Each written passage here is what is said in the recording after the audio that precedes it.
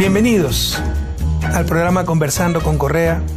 En esta oportunidad tenemos un invitado muy especial, uno de los pensadores más influyentes de nuestra época, un gran científico, profesor.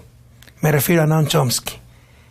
Sus contribuciones a la lingüística cambiaron la forma de estudiar esa área científica, pero sobre todo es conocido a nivel mundial por su activismo político, por su búsqueda de la justicia, por denunciar una política internacional de Estados Unidos extremadamente injusta, por denunciar los conflictos, la guerra, la violencia, el imperialismo en todo el planeta.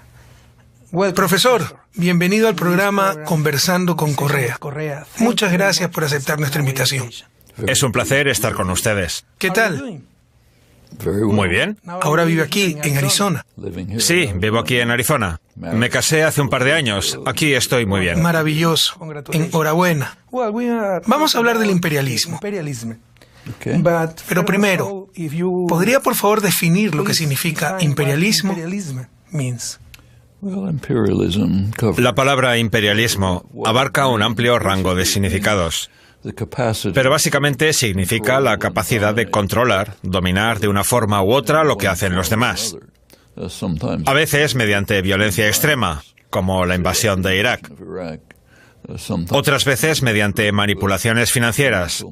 Por ejemplo, incentivando la fuga de capitales para imponer un programa de ajustes estructurales. O a veces puede ser secuestrando a presidentes, como hace un par de años.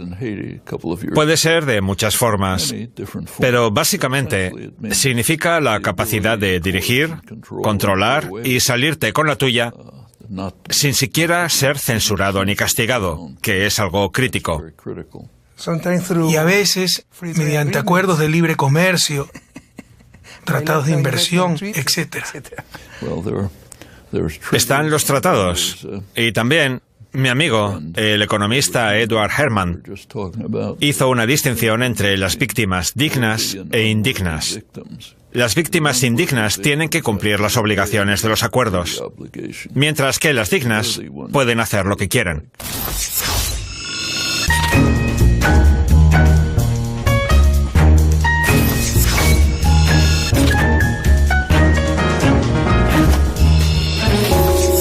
Profesor, el mundo, la política del siglo XXI, se caracteriza por el resurgimiento de Rusia y China, esta última como nueva potencia económica. ¿Seguirá Estados Unidos teniendo la hegemonía del orden mundial?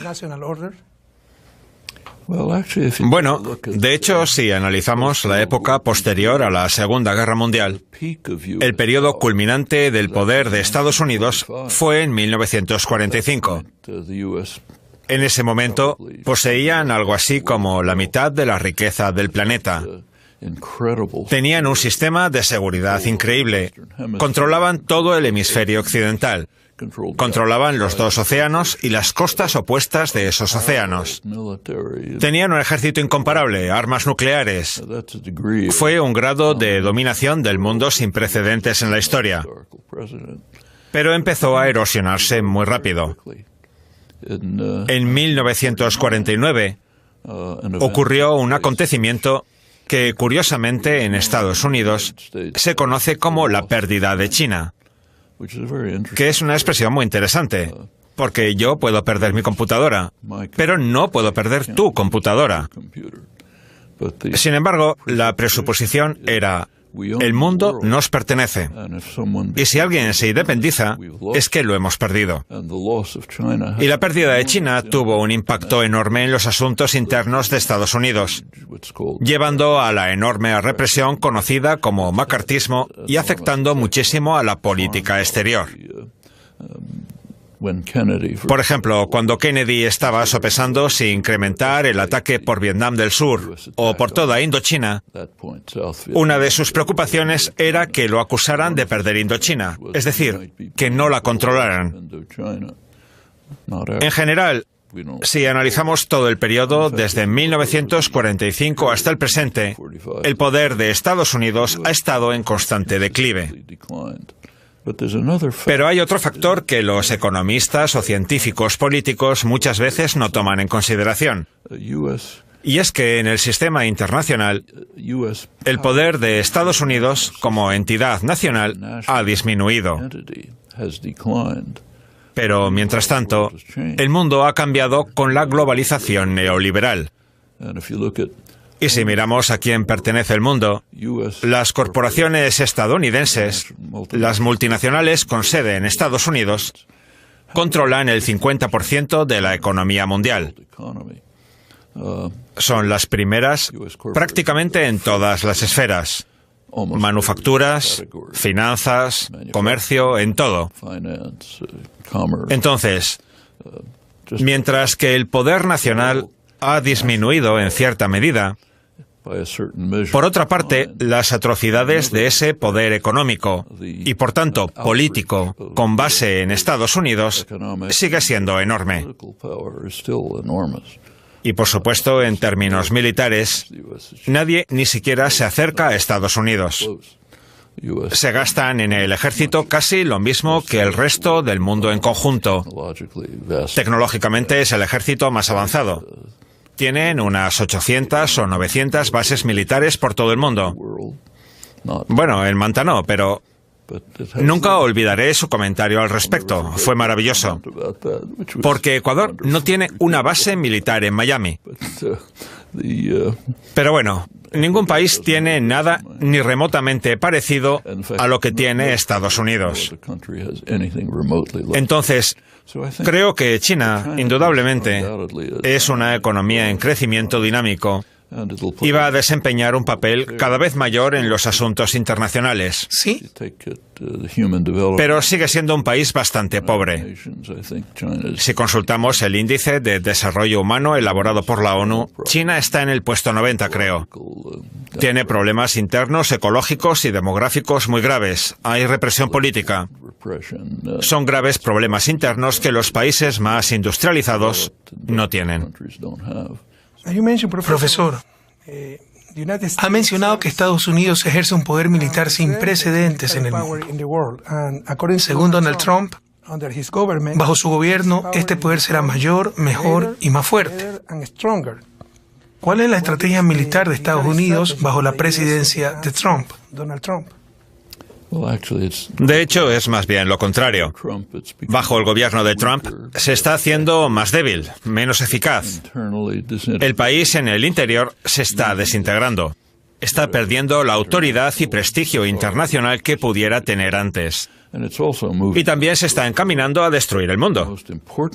La política más importante de la administración Trump es el acercarse a una verdadera crisis existencial. Me refiero al cambio climático.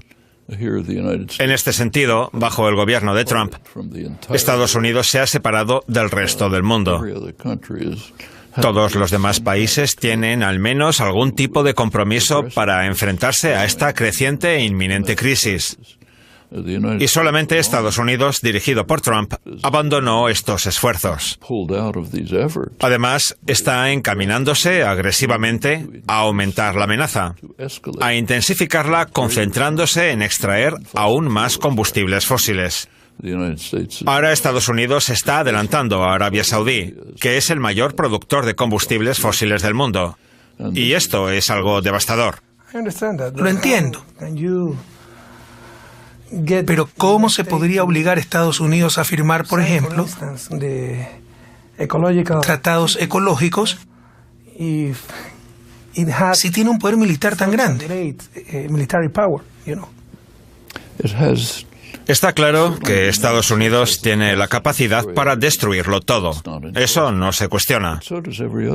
Pero al igual que el resto de las principales potencias nucleares, tenemos que entender que hemos llegado a un punto en el que una confrontación nuclear entre las mayores potencias básicamente acabará con la vida en el planeta.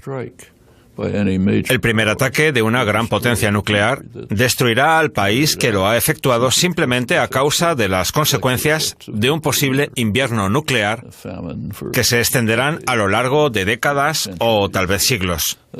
Hace ya mucho tiempo que hemos alcanzado un nivel de destrucción que supera lo que podamos imaginar. Eso pasó hace tiempo y ahora mismo la cosa se está poniendo aún más peligrosa.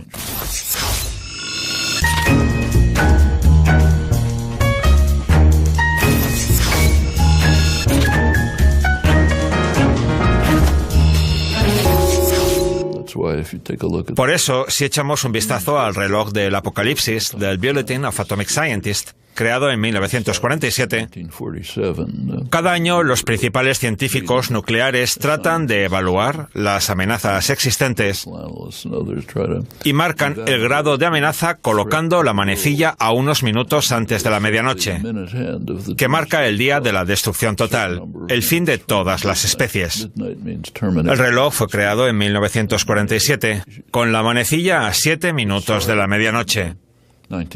Desde aquel entonces, la amenaza ha crecido y una vez llegó a estar a 2 minutos de la medianoche. Eso fue en 1953, cuando Estados Unidos y más tarde la URSS explotaban el tema de una nueva arma nuclear, la bomba de hidrógeno, que podía destruirlo todo a una velocidad muy rápida. A lo largo de los años la manecilla ha ido cambiando de posición y hace un par de semanas volvió a estar a 2 minutos de la medianoche, que es lo más cerca de la destrucción total que ha estado nunca desde el establecimiento del reloj. Muy interesante, profesor. El siglo XX fue el más sangriento en la historia mundial. Sin embargo, usted ha argumentado que el mundo se enfrenta a amenazas aún mayores provenientes de los aterradores arsenales nucleares de ciertos países. ¿Puede la retórica belicista entre Estados Unidos y Corea del Norte materializarse en una guerra de consecuencias impredecibles? Sí, podría, y muy fácilmente. En este caso resulta que existe una solución muy viable para tratar la crisis y todos la conocen muy bien. Es la propuesta de China, que ha estado sobre la mesa durante años y fue apoyada por Rusia y la mayoría de los países. Corea del Norte también expresó su potencial apoyo, y es una propuesta que tiene mucho sentido. Se llama la doble congelación. Corea del Norte congela el desarrollo de los misiles nucleares y Estados Unidos corta su constante amenaza, las maniobras militares cerca de la frontera norcoreana. Porque el avión estadounidense más avanzado, el B-52, que es un avión con capacidad nuclear, está constantemente sobrevolando la zona cerca de su frontera. Y es una amenaza muy seria. Ahora, volviendo a los tratados, hay un documento llamado Carta de la ONU que prohíbe ejercer amenaza o usar la fuerza. Repito, amenaza o uso de la fuerza. Y esto es una violación muy grave de la Carta. Es un crimen y lleva ocurriendo todo el tiempo. Si miramos la historia de Estados Unidos y Corea del Norte, es una amenaza muy significativa. Estados Unidos prácticamente arrasó el país en los años 50. Entonces, Estados Unidos tendría que detener esas amenazas y Corea del Norte congelaría el desarrollo de las armas nucleares. Eso podría crear un clima para las negociaciones que podría resolver el conflicto y la crisis de una manera sensible y constructiva.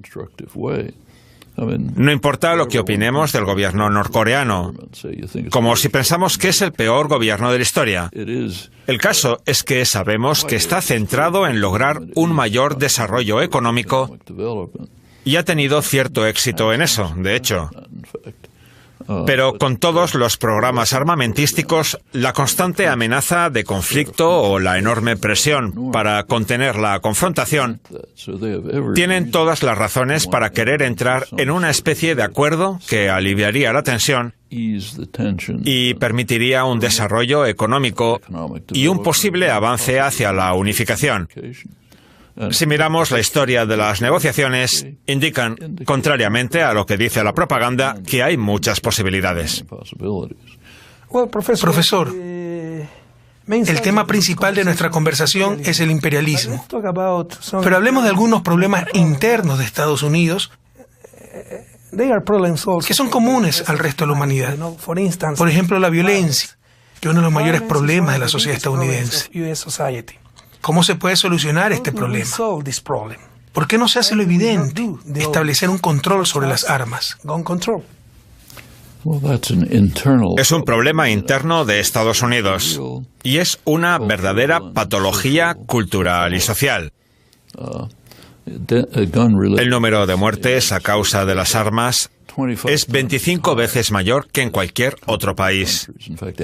De hecho, en cualquier país que no esté en guerra como Siria. Y el índice es 25 veces mayor. Y se ha extendido mucho ni siquiera puedo llamarlo creencia.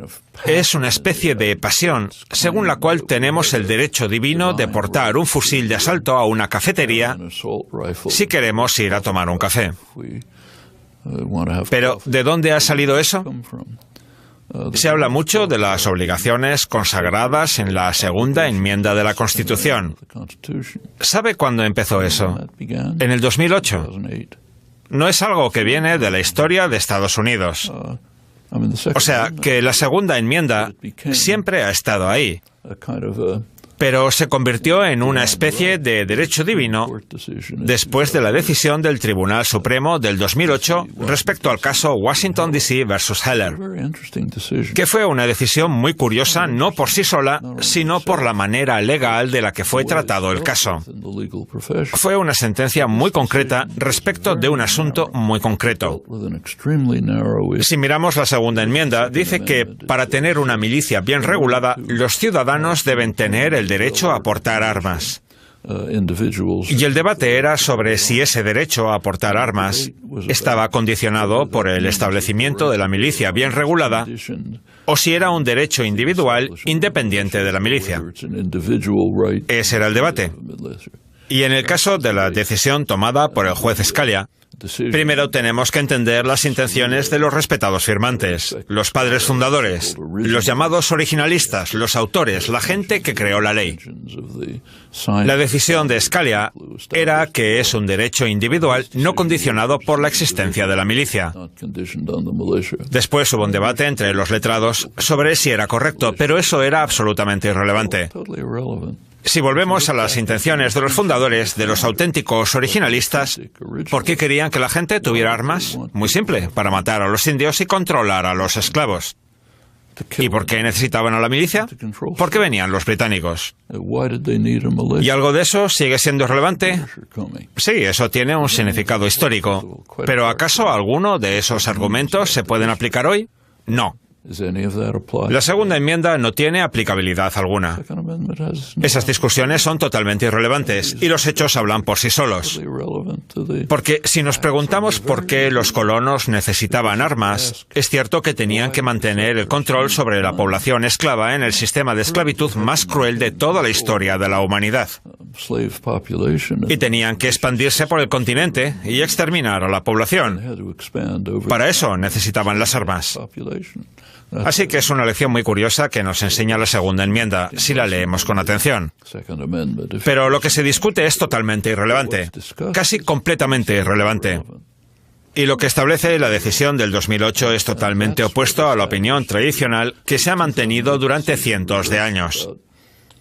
La idea de que no era un derecho individual, sino que estaba condicionado por la existencia de la milicia.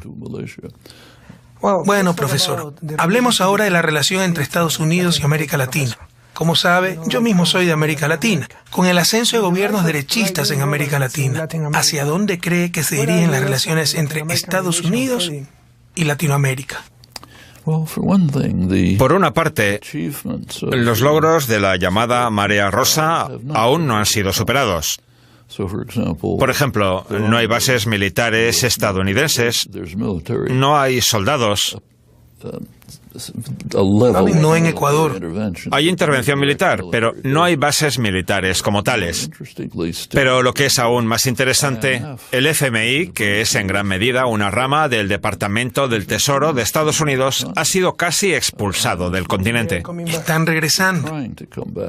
Están tratando de volver. Pero fíjese, los militares también están tratando de volver. Pero la situación es distinta a la que había antes. Los tiempos cuando Estados Unidos podía derrocar gobiernos cuando quisiera pasaron. Pueden hacer cosas como apoyar el golpe de Estado militar en Honduras. Pero no es nada comparado con la instauración de una dictadura en Brasil, el mayor país del hemisferio. Pueden apoyar o manipular las elecciones de los líderes o algo parecido. Pero no es nada comparado con lo que hacían no hace mucho tiempo.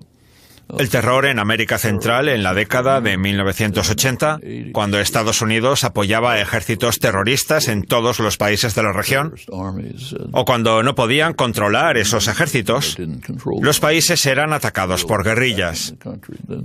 Eso ya no lo pueden hacer. De modo que sí, también ha habido logros internos sociales. Ahora muchos problemas se están volviendo.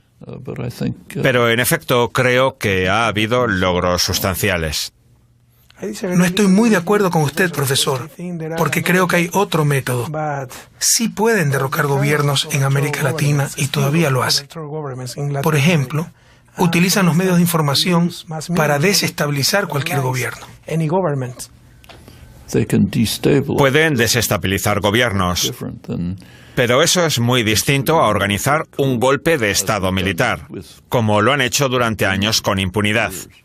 Sin remontarnos mucho en la historia, desde el periodo posterior a la Segunda Guerra Mundial, cosas como el golpe de Estado en Guatemala, la plaga de represión que se extendió por toda América Latina a principios de los 60 y por América Central en los 80, eso ahora está fuera del alcance del poder de Estados Unidos.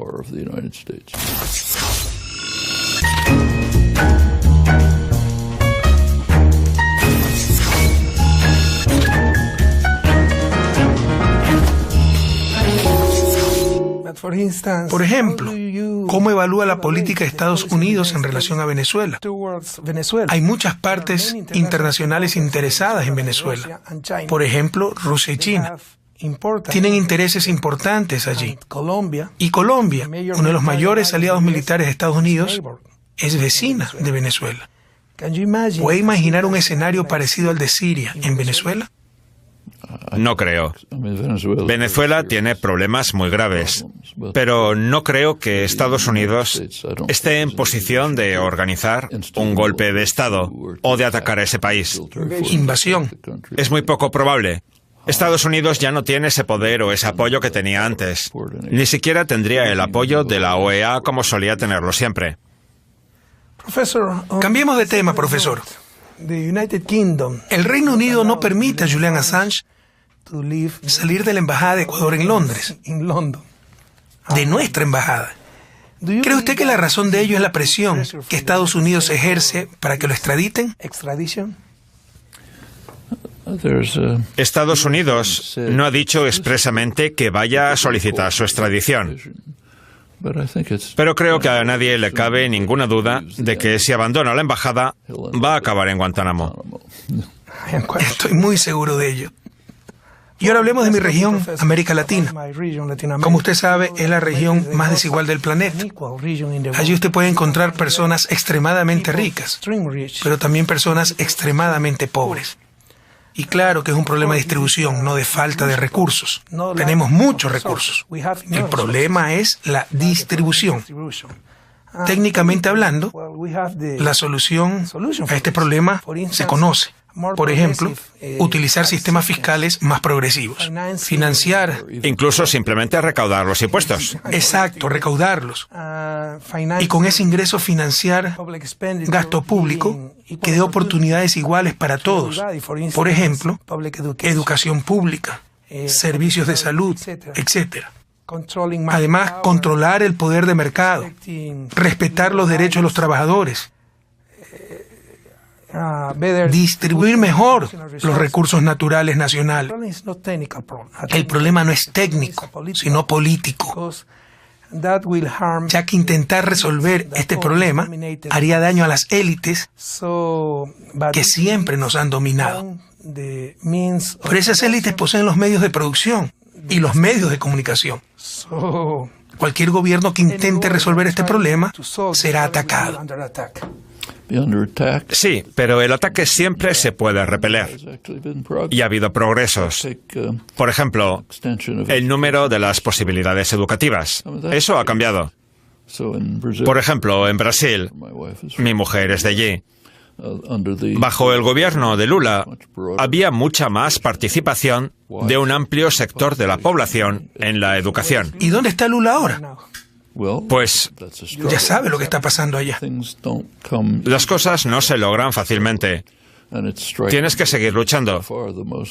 Y choca que sea una de las personas más populares del país y estén bloqueando su participación en las elecciones. Sin embargo, hace 30 años Estados Unidos simplemente habría instaurado una dictadura militar, ¿de acuerdo? Las cosas han cambiado. Y la última pregunta, profesor. Si usted, profesor, fuera un honesto líder político latinoamericano, ¿cómo enfrentaría este problema? Pues de la misma manera que lo hacía usted en Ecuador o Lula en Brasil, o como lo está haciendo Evo Morales en Bolivia. Hay mucho que corregir. No estoy diciendo que eso se acerque a la perfección, pero tampoco que todo está mal. Por ejemplo, el caso de Brasil, que es el país más importante de la región. Lula nunca logró ni intentó seriamente cambiar las bases de la economía para pasar de fundarse en la exportación de materias primas a un desarrollo interno real. Es muy diferente del este asiático en este sentido. Ellos hicieron lo contrario. Hubo una corrupción enorme, pero estas cosas se pueden corregir, y esa es la tarea a cumplir.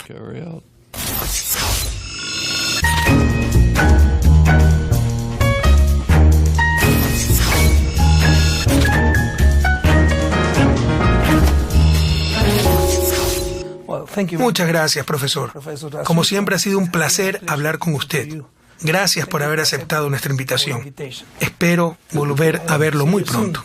Todavía espero visitar Ecuador. Muchísimas gracias a todos los televidentes por seguirnos en el programa Conversando con Correa. Hasta la próxima oportunidad. Un fuerte abrazo a todas y a todos.